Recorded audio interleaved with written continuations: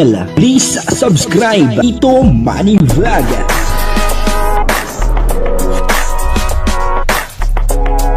Payagan po si Tito Manny Vlog na mag-reactor para pambiling gamot sa kanya pong karamdaman. Wala man siyang records ng ng away. Grabe po pala ang ginawang sakripisyo ni Kalingap Edu para dito sa birthday ni Beyonce upang maging maganda yung birthday ni Beyonce ay talagang medyo may sakripisyo na konti ang ginawa ni Kalingap Edu at upang maipakita niya yung pagmamahal niya kay Beyonce. Sa bidyong ito ay ipapakita po natin kung ano po yung sakripisyo ni Kalingap Edu at kung gaano niya po kamahal etong si Beyonce. Papanoorin po natin yung video at siyempre bibigyan po natin ng konting reaction. Pero bago po yan, ako muna po bumabati sa inyo lahat ng magandang umaga, magandang tanghali at magandang gabi sa inyong lahat mga kapatid. Saan man kayo ng panig ng mundo naroon ngayon ay mag-iingat kayo palagi at pagpalain kayo ng ating Panginoon. Maraming salamat din po sa patuloy na tumatangkilik sa aking YouTube channel at nanonood sa aking video reaction. Patuloy lang po natin suportahan sila Kuya Bal Santos Matubang, Kalingap Rob, Ted na Vlog, Jack Tapia at yung mga kasamahan ko po sa Karepa na reactor at sa Kalingap ng mga reactor at ganun din siyempre yung mga charity vlogger na Kalingap partner. Ito po yung video na kung saan ay grabe po pala ang ginawa ni Kalingap Edu na sakripisyo upang sa ganun ay maipakita niya yung pagmamahal niya kay Beyonce para po ito doon sa ikagaganda ng birthday ni Beyonce. Ang kabuuan po ng video ito ay mapapanood po natin sa YouTube channel ni Kalingap Lolo. Ayun supportahan po natin Kalingap Lolo.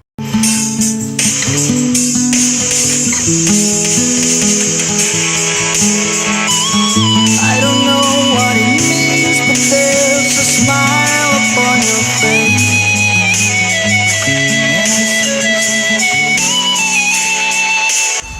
Grabe guys, si Kuya Edu. Mag-isa po siya. Practice po niya yung kagabi. Kasi parang nahihirapan po yata. Ayun po, sasayaw siya. Kasi syempre, ayaw po niyang ma-left out. Kasi yung iba naman po kasi sanay-sanay sa mga sayawan. Pero syempre, ang importante dito si Kuya Edu naman, marunong naman magsayaw. Kaso medyo mahirap po ata yung mga pinapagawa. So, ayun po, nag-effort po talaga siya para pagandaan po yung yung sayaw para po sa mga manonood, sa mga viewers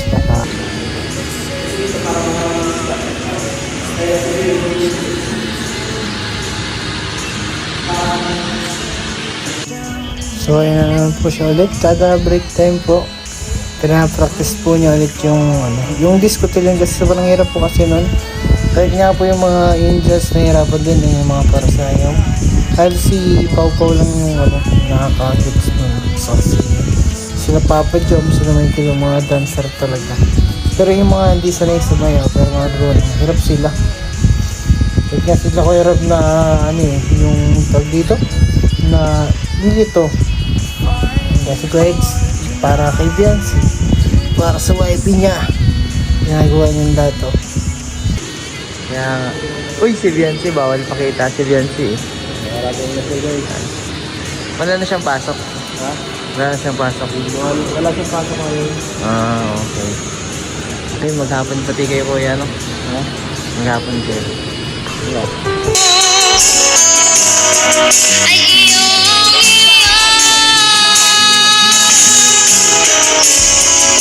asahan mo na ako sa'yo. Hindi magbabago. Taon man ang lumipas ay hindi kukupas.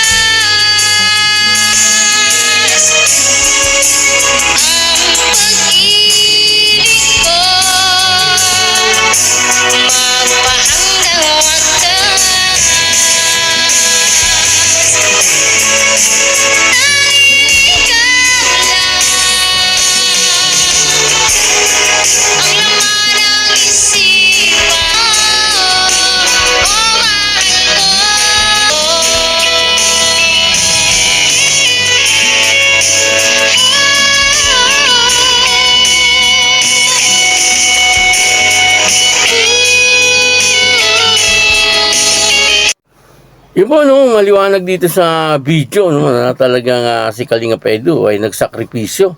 Ano po, alang-alang doon sa birthday ni Beyonce. Ano po, kasi hindi niya po yata makuha kaagad yung tinuturong sayaw sa kanila. Kaya minabuti po ni Kalingap Edu na siya ay mag-practice kahit siya po ay mag-isa lang. Ano po, nakakatawa naman, ano po, etong si Kalingap Edu. Ano, talagang dito ay pinapakita po niya na mahalaga po sa kanya itong si Beyonce. Ano, kasi kung hindi po sa kanya mahalaga si Beyonce, eh, baka umayaw na lang po siya, no?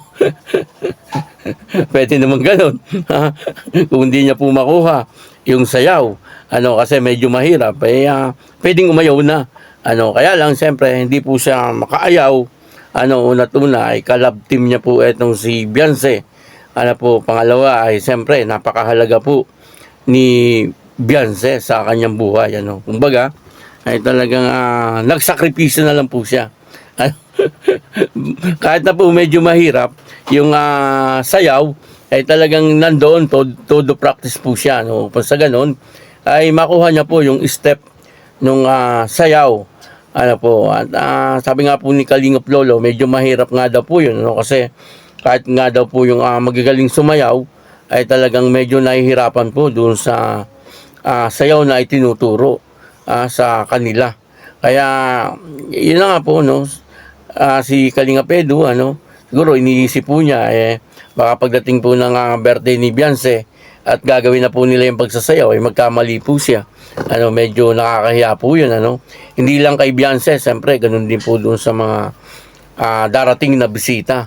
Ano po, kasi medyo marami po yatang bisita, no? Mga sponsor, ano po, ang darating na bisita ni Beyonce.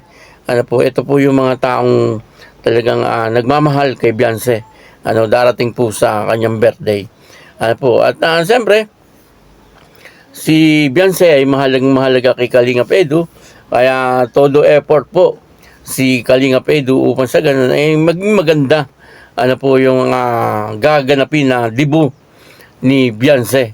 Ano po, parang ngayon po yata, no, yung birthday ni Beyonce. Kung ngayon ang birthday ni Beyonce, ay siyempre babatiin po natin, ano, na maligayang kaarawan sa iyo, Beyonce, ano, at ipagpatuloy mo lang ang iyong pagiging mapagpakumbaba, mapagmahal sa pamilya, ano, at sa pagsisikap sa pag-aaral.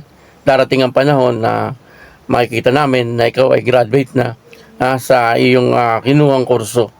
Ano, kaya yun, ano, Beyonce, sa muli ay maligayang kaarawan sa iyo.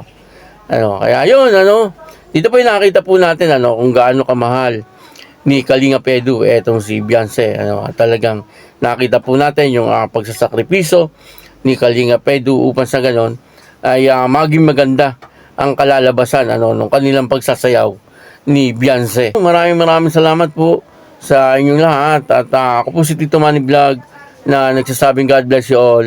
Diyos mabalos.